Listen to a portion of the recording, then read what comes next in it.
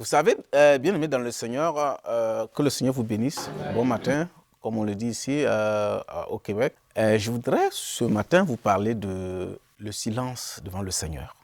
De savoir garder le silence devant l'Éternel. Car celui qui sait garder le silence devant le Seigneur sait le défendre. Parfois, il y a des combats dans la vie qu'on a besoin de garder notre calme devant Dieu et puis de laisser Dieu nous défendre. Et l'exemple de notre Seigneur Jésus-Christ nous édifie énormément. Vous voyez, Jésus-Christ ne parlait pas au hasard, même quand on l'accusait.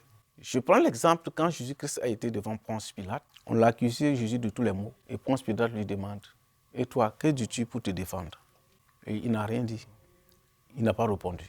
Et Ponce Pilate lui dit, « Mais écoute, toi qui t'es dit le roi des Juifs, ou bien toi qu'on appelle le roi des Juifs, ne sais-tu pas que moi, j'ai autorité sur toi de vie et de mort ?» Jusque là, Jésus n'avait pas répondu. C'est là que Jésus ouvre la bouche pour lui dire, « Écoute, Ponce Pilate, tu n'as aucun pouvoir sur moi, à part ce qui t'a été donné, ce qui t'est permis du ciel.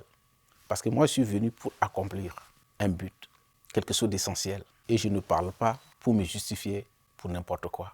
C'est pourquoi ce silence de Christ nous apprend que parfois, il y a des accusations où on a juste à garder le silence. Et on ne parle que quand c'est nécessaire. Le sage sait se taire et le sage sait prendre la parole quand il le faut. Et c'est ce que Jésus nous apprend dans cette séquence avec Ponce Pilate. Il dit, tu n'as aucun pouvoir sur moi, à part la fenêtre d'opportunité ou la fenêtre de permission qui t'a été donnée dans le ciel pour permettre que les choses s'accomplissent. Bien-aimés dans le Seigneur, je vous exhorte et je nous exhorte à garder cette attitude, que le Seigneur nous aide à garder cette attitude-là, pour que Dieu lui-même nous défende et que quand il le faut, nous puissions nous taire et que lorsque nous ouvrons la bouche, ce soit pour vraiment donner instruction, donner des oracles de Dieu, donner ce que le Seigneur veut que nous donnons. Que le Seigneur vous bénisse.